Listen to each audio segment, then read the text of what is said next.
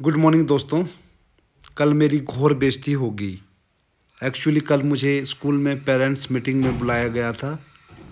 तो मैं वहाँ पर मैडम जो बोल रही थी उसको बड़े ध्यान से देख रहा था।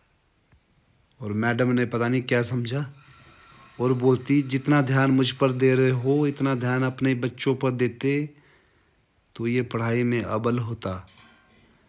भाई वो बात बार बार दिल में खटक रही है, यहाँ खटक रही है।